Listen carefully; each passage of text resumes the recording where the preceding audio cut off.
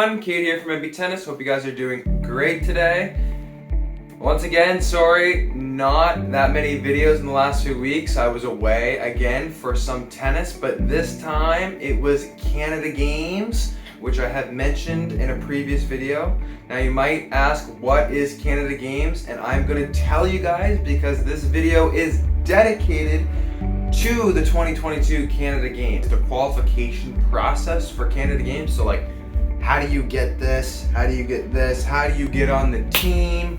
Why is there Canada Games? So basically, there's a qualification process for every sport. You need to be able to like beat out other people in the spot to earn your spot on the team. So basically, there was X amount of players that had signed up, the best in New Brunswick, that wanted to have a chance to be on the team. So me and my sister obviously are going to put our names in those qualifying draws, and then we play off against the other athletes and hope we're able to get the spot. So that's kind of how it worked. So I was able to finish number 1, and then Callie didn't finish number 1 in the qualifications, but finished in the top whatever to get the Canadian Games New Brunswick tennis spot. And that's how they also do it for the other provinces as well. There might be a little bit of different formats for that. But yes, Canada Games, especially for tennis, not even especially for tennis, for all the sports, it is the best athletes in Canada. So every sport has a qualification process. So it's not like you can sign your name on and you show up to Canada Games. You gotta be able to earn your way there as well. So like, once again, very similar to the Olympics, but only for Canada. What are they? Canada Games is essentially the Olympics, but for Canada. And think about, all the countries all over the world are going for the Olympics. Where in Canada, we have provinces. So same for my American subs, it would be like all the states competing in one American Games. So that would be like, you would have teams from like New York, or teams from Texas, and teams from California. So my province, New Brunswick, had teams competing in the Canadian Games from, all the way from swimming, running, like track and field, tennis, soccer, basketball, baseball, softball, you name it. It's the same as the Olympics, but only for Canada for the third time. But yeah, I was on our tennis team along with my sister, which was super fun and a privilege to be able to go to the Canada Games with my sister. But we had 8 people on our team, 4 guys and 4 girls. The format is a little bit different than what you might think. It's kind of like college tennis, but a little bit different. So we have 2 singles players for guys and girls. I was one of the singles players, and then each a doubles team. And you guys go out on the court, you play another province. It's first to get 4 points, like college tennis. So it could come down to 3-all. But if it comes down to 3-all, then they do a match tiebreaker, which is a mixed doubles, which we actually did do one. Me and Vanya, one of the girls on our team, ended up doing a mixed against Manitoba, in which we clutched up in the end. So that's kind of how the format works. But yeah, Canada Games, unreal experience. Basically, last week got on the plane with the team, flew to Niagara Falls. That's where they were having the event. It was really, really cool. They have like these opening ceremonies. It's no different than the Olympics. What you get, once again, they light the torch and it stays on for the whole event. Since tennis was only a week 1 sport, we only needed to stay to the first week, so we had to leave. So we're back today, just got back actually like 8 or 9 hours ago, since we got in late last night. So then the week 2 athletes come in and they do the closing ceremony. So anyway, very interesting experience and super cool. It's very similar to college tennis, but only it feels like you're representing, your home, which is really cool as well. So you might ask, how did the team do? How did I do? Well, first we had a big match against Saskatchewan, which is a prairies province, and I played against a very, very good player. He's 16 years old. Keegan Rice was his name. 12.15 something UTR, and lost 3-2. So I unfortunately lost my point there. We ended up losing to Saskatchewan. Then we played Nova Scotia, which is our neighboring province. So lots of rivalry going on there, but we also know each other too, which is kind of neat. I played my buddy Griffin and won 6-0, but we then also fell to Nova Scotia as a team. So that's another thing too that I'd like to mention. It's very similar to college tennis, so the cheering and stuff. Team NB, Team NB, Team NB, Team NB, Team NB.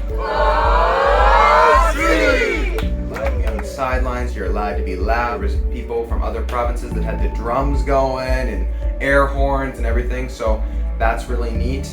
Then we played Manitoba, which I just said a couple minutes ago. We ended up going to a mixed playoff, which we were able to clinch, which was so cool. It really actually felt like a college clinch, but even better because it's mixed doubles. Everybody's watching. There's people from other provinces. You got all your families and friends, and it's just such a cool feeling that we were able to do that.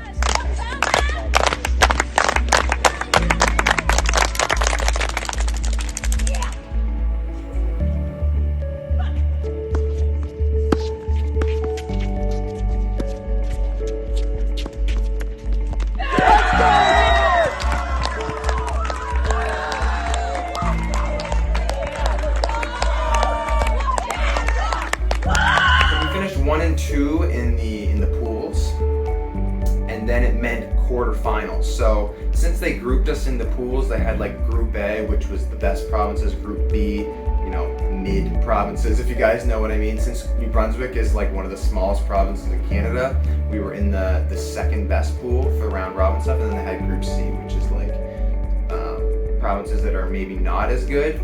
So anyway, we finished, but we were able to get a wild card into the quarterfinals because we had beaten Manitoba and our record was good enough.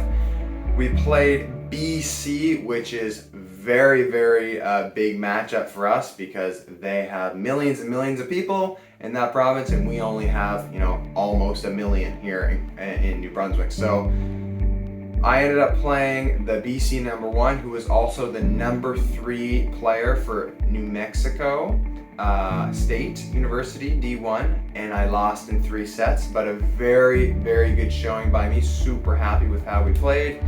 And the team also fell as well to BC just because they have some amazing players on their team. So we ultimately were out of the medal rounds after we lost in the quarters. The next day, which meant we could play off for the 7-8 spot, and we did beat Newfoundland and Labrador to get that 7th spot on the last day. So it's kind of interesting because even though you're done, you don't get a gold, silver, or bronze medal, you still are able to compete for spots. So still lots of tennis to play, lots of matches to get in, cheer on the teams. For you guys that want to know who won, Quebec was able to get the gold medal, so their team was able to get that. Silver was silver was BC. So we had lost in the quarterfinals to the silver medalist, which is something to be proud of, and bronze was Ontario. So very happy with how we performed as a team, and it was a really good experience. And I'm sad because it's kind of like the Olympics. You get all this cool merch, you walk around, you live in the athletes' village. That's something else that's really neat. We lived on a campus, a university campus that was like plastered in Canada Games stuff. So you get in there, you have like your ID stuff. So they treat you like you're at a pro event. It's really interesting. So this actually leads me into my next thing I want to talk about is these pins you might see on here. So they're kind of all over. I don't know if you can see them. They're all raveled. So what are these pins, you might ask? So something about Canada Games is every province, including the host province and host campus, give out pins. So it might seem a little corny. Some people do think it's corny. I thought it was corny in the beginning, but then I kind of learned to like it. So you want to trade and collect pins with all the other athletes. So basically what it makes you do is it kind of forces you to meet other people, but also to, establish connections with people. So not forcing, you're actually establishing connections with people, meeting new people, going to watch other events. Unfortunately, tennis was kind of like every day, so we didn't get to see that much. We did get to see some beach volleyball.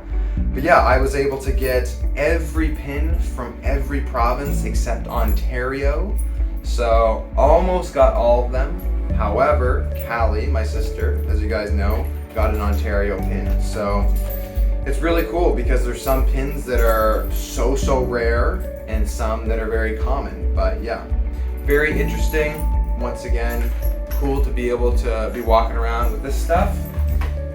And yeah, they treat you like kings and queens there. It was a really cool feeling. So once again, for anybody that watches this that maybe is a part of the Canada Games organization or was part of Niagara on the Lake or the Welland, those were the sites that the Canada Games tennis athletes played out of. Thank you so much. It was ran unbelievably. Like I said, we felt very welcomed and really couldn't have asked for it to be ran any better. I know we had one rain day, but you guys can't control the weather. But yeah, really good stuff. I thought the food, the options that you guys picked were really smart, very healthy options. I've been to tournaments where the options for food maybe aren't so healthy. So thank you, Canada Games organization. Thank you, Tennis Canada, who put on this event. If you guys are going to watch this, thank you. But that is going to be it for today, guys. Canada Games is over. Team NB finished 7th. I'm going to school. Now, leaving 2 days. So that means lots of more content to come, more college content. And yeah, can't wait to get in front of the camera again. I hope you guys are doing great. Go Team NB. And we'll catch you guys